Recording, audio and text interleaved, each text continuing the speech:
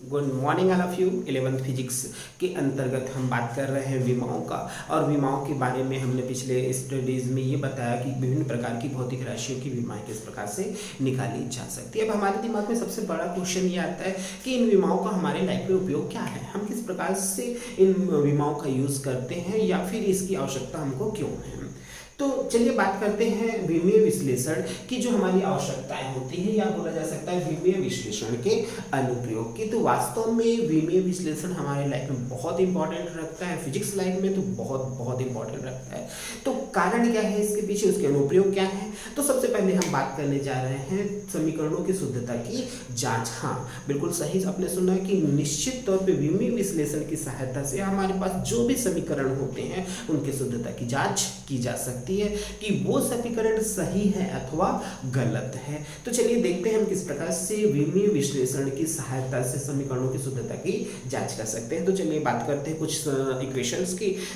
अभी हमारा जो 11th है वो स्टार्ट हुआ है, तो उतना ज़्यादा नॉलेज तो हमारे पास नहीं है कि भौतिक राशियों में कौन कौन से समीकरण होते हैं, भौतिकी में कौन कौन से समीकरण हमारे पास मौजूद हैं। फिर भी हम उन तथ्यों को लेकर चलेंगे जिनके बारे में आप 10th लेवल पर स्टडी कर चुके हैं, और उन्हीं समीकरणों की शुद्धता की हम जांच करते हैं। फॉर एग्जाम्पल आज जो हम शुद्धता की जांच करने जा रहे हैं उसमें सबसे महत्वपूर्ण हमारी गति के जो 3 समीकरण होते हैं जिनको आपने 10th लेवल पे स्टडी किया हुआ है उस पर बात करने जा रहे हैं। गति के तीनों समीकरण आपको बहुत अच्छे से पता है कौन कौन से हैं, तो चलिए बात कर लेते हैं। सबसे पहला जो गति का समीकरण होता है v = u + a, ये पहला गति का समीकरण है। दूसरा s = ut + ½ at का स्क्वायर, और तीसरा v² = u² + 2as। तो ये जो 3 समीकरण हैं गति के, उसके आधार पर हमने इसमें स्टडी करके बहुत सारी चीज़ों के बारे में आकलन भी किया हुआ है, मान भी निकाला हुआ है। आज हम ये देखने जा रहे हैं कि क्या ये वास्तव में गति के समीकरण जो हैं वो शुद्ध है, सही है या नहीं। तो चलिए बात करते हैं कौन सा मैं बताऊं, इसमें से एक मैं बताऊंगा और आप 2 बनाएंगे। तो निश्चित तौर पे ये तो तय है कि मैक्सिमम स्टूडेंट की जो लाइकिंग्स होती हैं वो उनका पसंद रहता है कि आप दूसरा बताइए बाकी हम बना लेंगे। तो एज यू विश। हम बात करने जा रहे हैं द्वितीय समीकरण की। आप पहला और तीसरा समीकरण जो है वो बनाकर कमेंट्स बॉक्स में बिल्कुल डालेंगे। तो चलिए बात करते हैं s = ut + ½ at का स्क्वायर। तो इसकी शुद्धता की जांच कर लेते हैं। s = ut + ½ at का स्क्वायर। देखिए समीकरणों की शुद्धता की जांच करने के लिए सबसे ज़्यादा आवश्यक है कि जो राशियां यूज़ की जा रही हैं उनके बारे में हमको नॉलेज होना चाहिए, उनके जो भौतिक राशियों की विमाएं भी हमको पता होनी चाहिए। तो देखते हैं s जो है, s को कहा जाता है दूरी। s जो है वो इस समीकरण में दूरी को रिप्रेजेंट करता है, और दूरी की विमाएं हमको पता है कि दूरी की जो विमा होती है वो l होती है, ठीक है। u होता है प्रारंभिक वेग, और वेग की विमा हमने निकाली हुई है nt⁻⁻⁴ ये याद होना चाहिए आपको। t ये जो है वो समय है, तो समय की विमा बहुत अच्छे से पता है, कैपिटल T। ½ जो है वो विमाहीन राशि है। ये विमाहीन राशि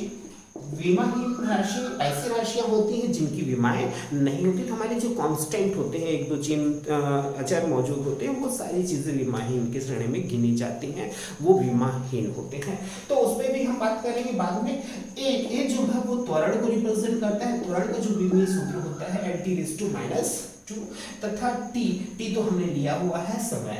तो इस आधार पे सबसे पहले जो भी समीकरण आप लेंगे उससे रिलेटेड उसके जो विमाएं हैं वो आपको ज्ञात होनी चाहिए।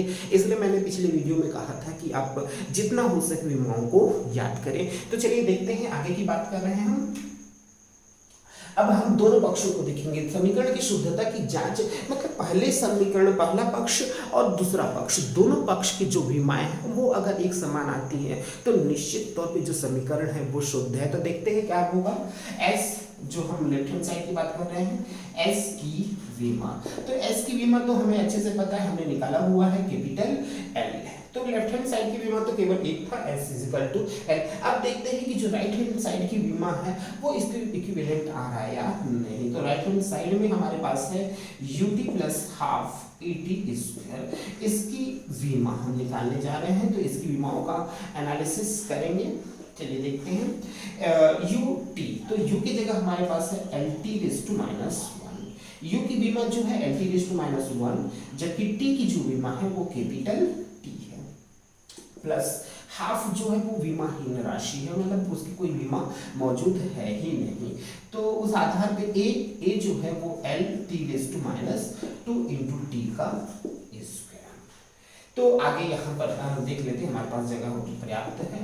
तो यहाँ से अगर हम देखें तो L T raise to minus one plus one, आधार समान हो तो घातांक जो है वो जुड़ जाते हैं, बहुत अच्छे से पता है हमको, plus L T raise to minus two plus two, minus two plus two, यहाँ पर भी आधार समान है और वो घातांक जुड़ चुके हैं। तो L T raise to zero plus L T raise to zero. तो यहाँ से किसी भी संख्या का अगर घातांक शून्य होता है तो वो संख्या जो हो जाती है वो वन हो जाती है। तो इस आधार पे ये लिखा जा सकता है L plus L which is equal to two L. Two जो है वो विमाहीन राशि है, और अगर टू विमाहीन राशि है तो निश्चित तौर पे हमारे पास बच रहा है एल। तो लेफ्ट हैंड साइड की जो विमा है वो हमारे पास एल निकला, और राइट हैंड साइड की जो विमा है वो भी एल निकला। इसका सीधा मीनिंग है कि दोनों साइड की जो विमाएं हैं वो एक जैसी, एक समान है, एक रूप है। तो निश्चित तौर पे ये हम बोल सकते हैं कि उनकी विमाओं समान होने की स्थिति में हमारा जो समीकरण है, समीकरण s is equal to U T plus half A T का स्क्वायर, ये जो समीकरण है वो शुद्ध है। तो इस आधार पे हम किसी भी समीकरण की शुद्धता की जांच कर सकते हैं। आप विशेष तौर पे ध्यान दीजिए, आपको स्टार्टिंग में 2 क्वेश्चन दिए गए थे, हमने 3 गति के समीकरण लिया हुआ था, v is equal to U plus A T, S is equal to U T plus half A T का स्क्वायर, और v square is equal to U square plus 2as। तो बाकी 2 इक्वेशन जो हमारे थे वो आपका एज अ होमवर्क हो जाएगा, v is equal to U plus A T और v square is equal to U plus 2as is the homework. इसको आप कंप्लीट करेंगे और इस आधार पे उसका एनालिसिस भी करेंगे।